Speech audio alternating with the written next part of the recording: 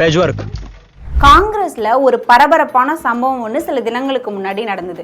திருநெல்வேலி கிழக்கு மாவட்ட காங்கிரஸ் தலைவர் ஜெயக்குமார் மர்மமான முறையில் உயிரிழந்திருந்தார். அவரோட உடல் அவர் வீட்டுக்கு பின்னாடி இருக்கிற ஒரு தோப்புல எரிஞ்ச நிலையில கண்டுபிடிச்சிருந்தாங்க.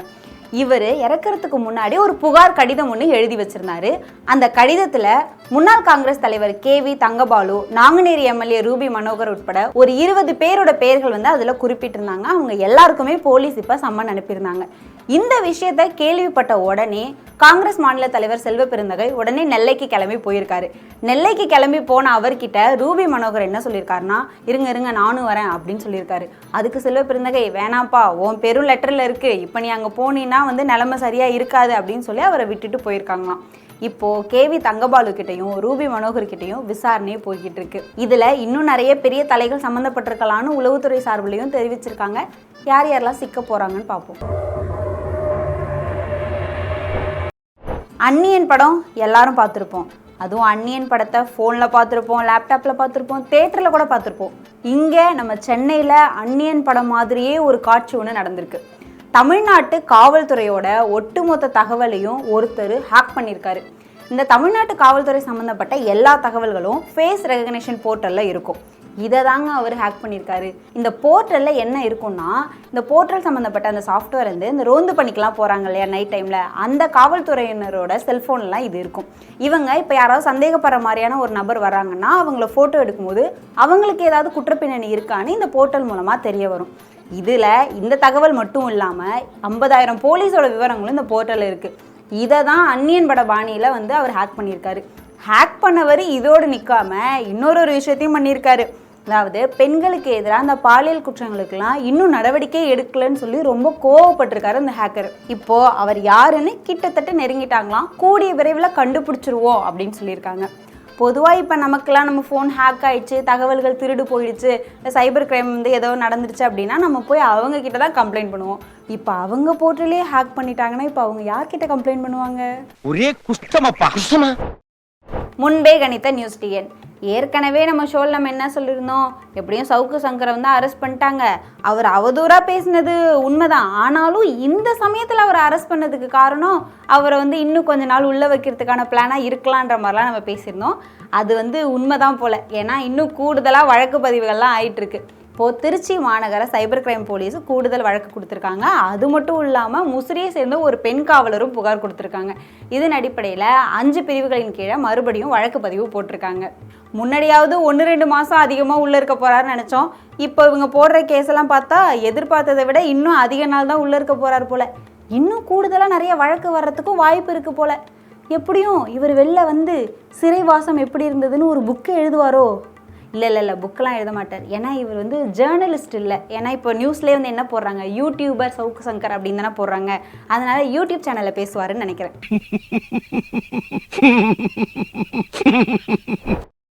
நம்ம எப்போவுமே மனசாட்சியை கொண்டுட்டோன்னா நம்ம கண்டிப்பாக மிருகமாயிடுவோம்.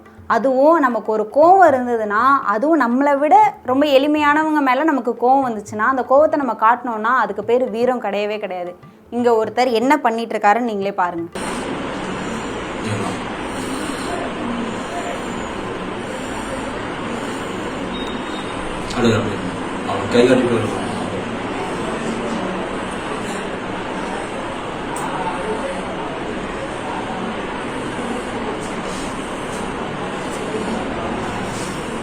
அதாவது குப்பைகளை சேகரித்து கொட்டக்கூடிய துப்புரவு பணி செஞ்சுட்டு இருக்க ஒரு தொழிலாளி மேலே இவ்வளோ வேகமாக மோதிட்டு அவங்கள தூக்கியும் விடாமல் கை காமிச்சு திட்டிட்டு அவர் பாட்டுக்கு போயிட்டே இருக்காரு. இதை பார்த்தா ஆக்சிடென்ட் மாதிரிலாம் சத்தியமாக தெரியவே இல்லை. கண்டிப்பாக பிளான் பண்ணியிருக்கிறதுக்கு நிறைய வாய்ப்பு இருக்குது. இவ்வளோ மனசாட்சி இல்லாமல் இவ்வளோ வன்மத்தோடு நடந்துக்கக்கூடிய சிச்சுவேஷன் என்ன, அப்படி என்ன ஒரு தேவை வந்ததுன்னு தெரில. இவர் மேலே கூடிய விரைவில் காவல்துறை உரிய நடவடிக்கை எடுக்கணும். நாடு முழுக்க மக்களவை தேர்தல் பரபரப்பாக நடந்துட்டுருக்கு. தேர்தல் பற்றின நியூஸும் பரபரப்பாக தான் வந்துட்டுருக்கு. மத்திய பிரதேசத்தில் மக்களவை தேர்தல் முடிஞ்சு பேதல் அப்படின்ற பகுதியிலேருந்து பஸ்ஸில் வச்சு அந்த EVM மிஷினெல்லாம் கொண்டு போயிருக்காங்க. இப்படி கொண்டு போகும்போது அந்த பஸ்ஸில் தீப்பிடிச்சு உள்ளே இருந்த அதிகாரிகள்லாம் உயிர் தப்பிட்டாங்க. ஆனால் மிஷின் மட்டும் சேதமாயிருக்கு அப்படின்னு ஒரு தகவல் வந்திருக்கு. இதில் தான் நிறைய மிஸ்ட்ரி இருக்கும். அது எப்படி தெரியுங்களோ, இதே பேதுல் தொகுதியில் ஏற்கனவே வந்து தேர்தல் வந்து ஒத்தி வைக்கப்பட்டு இப்போ மறுபடியும் நடந்திருக்கு. இப்போ மறுபடியும் நடந்த தேர்தல்லையும் இப்படி நடக்குது. அதாவது தாஸ் நட்டில் வச்சேன் நினச்சியா அப்படின்ற மாதிரி, மிஷினில் வச்சேன் நினச்சியா பஸ்ஸில் வச்சேன் அப்படின்ற மாதிரி தான் பண்ணிகிட்ருக்காங்க. இது ஒரு பக்கம் இருக்க, அதே மத்திய பிரதேசத்தில் வாக்கு ஜிகாத்தா இல்லைன்னா ராமராஜ்யமா அப்படின்னு நம்ம மோடிஜி அவர்கள் பேசியிருக்காரு. அதாவது காங்கிரஸ் வந்து வாக்கு ஜிகாத்தை ஆதரிக்குது, நம்ம வந்து ராமராஜ்யத்தை ஆதரிக்கிறோம், அவங்க வந்து இஸ்லாமியர்களை பாஜகவுக்கு எதிராக வாக்களிங்கன்னு தூண்டி விட்டுட்டு இருக்காங்க, அதனால் நீங்கள் வந்து ராமருக்கு ஓட்டு போடுறீங்களா இல்லை வாக்கு ஜிகாத் வேணுமா நீங்களே முடிவு பண்ணிக்கோங்க அப்படின்னு பேசியிருக்காரு. என்னதான் தேர்தல் ஆணையம் வந்து மதத்தை அடிப்படையாக வச்சு தேர்தல் பிரச்சாரம் பண்ணக்கூடாது, கடவுள்களை அடிப்படையாக வச்சு பண்ணக்கூடாதுன்னு சொன்னாலும் இந்த ஒரு நபர்கிட்ட மட்டும் தேர்தல் ஆணையம் எதையும் கேட்காத மாதிரி தான் இருந்துப்பாங்க போல. இது இன்னும் இதோட முடியல.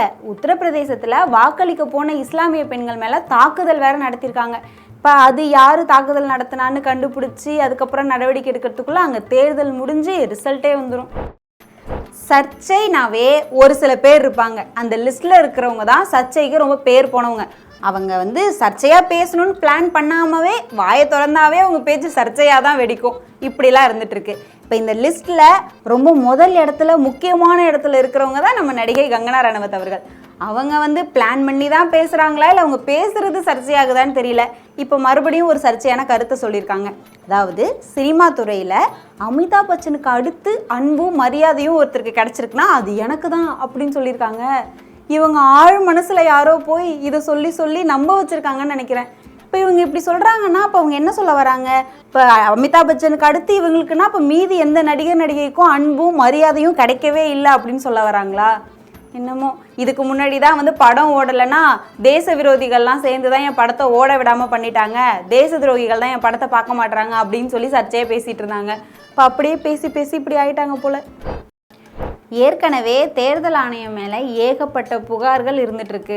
பொதுமக்களும் சேர்ந்து தேர்தல் ஆணையம் வந்து எல்லா இடத்துலையும் வேலை பார்க்குற மாதிரி அந்த குறிப்பிட்ட ஒரு கட்சிக்கிட்ட வேலை பார்க்குறது இல்லை, கண்ணும் காணாதுமா இருக்காங்கன்னா எதிர்கட்சிகளும் சொல்லிகிட்டு இருக்காங்க, பொதுமக்களும் சொல்லிகிட்டு இருக்காங்க. இப்போ புதுசாக நடந்த ஒரு விஷயம் என்னென்னா, கர்நாடகா பிஜேபி வந்து எக்ஸ் தளத்தில் ஒரு வீடியோ ஒன்று வெளியிட்டிருந்தாங்க. அதாவது காங்கிரஸும் முஸ்லீமும் இடஒதுக்கீடு பற்றின வீடியோ. அது அந்த வீடியோவை நீக்கணும்னு சொல்லி நிறைய புகார் வந்ததுக்கப்புறமா தேர்தல் ஆணையம் வந்து ஒரு கடிதம் அனுப்பியிருக்காங்க. எங்கே பாஜகவுக்கா அப்படின்னு கேட்டால் அதுதான் இல்லைங்க, அந்த எக்ஸ் தளம் இருக்கு இல்லையா, அவங்களோட அந்த நிறுவனத்துக்கு கடிதம் அனுப்பியிருக்காங்க இந்த வீடியோவை உடனே நீக்கணும்னு. எதுக்கு இங்கேருந்து அங்கே போய் கடிதம் அனுப்பணும்? கர்நாடகா பாஜக தலைமை தானே அந்த வீடியோ போட்டாங்க, அவங்களுக்கு லெட்டர் அனுப்புனா அவங்களே அதை நீக்கிட போகிறாங்க, இல்லைனா அவங்க மேலே நடவடிக்கை எடுக்கிறோன்னு ஏதாவது ஒன்று சொல்லாமல் இங்கேருந்து அங்கே போய் எதுக்குங்க லெட்டர் அனுப்பிட்டு இருக்காங்க? ஓ, நீ அப்படி வரியா? ஒருத்தர் ஏதாவது தப்பு பண்ணிட்டா ஒரு தடவை மன்னிப்பு கேட்கலாம், 2 தடவை மன்னிப்பு கேட்கலாம், ஓயாமல் மன்னிப்பு கேட்டுகிட்டே இருக்க முடியுமா? ஆனால் இங்கே ஒருத்தர் அந்த அளவுக்கு தான் பண்ணி வச்சிருக்கிறாரு, வேற என்ன பண்ணுறது?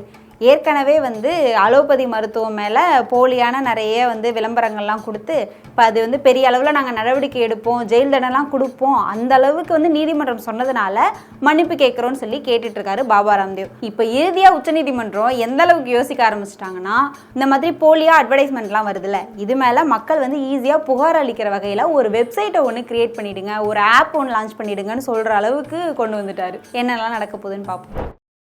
அஸ்ட்ராஜெனகா அப்படின்ற ஒரு நிறுவனம் தான் ஆக்ஸ்போர்ட் யூனிவர்சிட்டியோட சேர்ந்து நம்ம போட்டோமே கோவிஷீல்டு அந்த தடுப்பூசியை உருவாக்குனாங்க.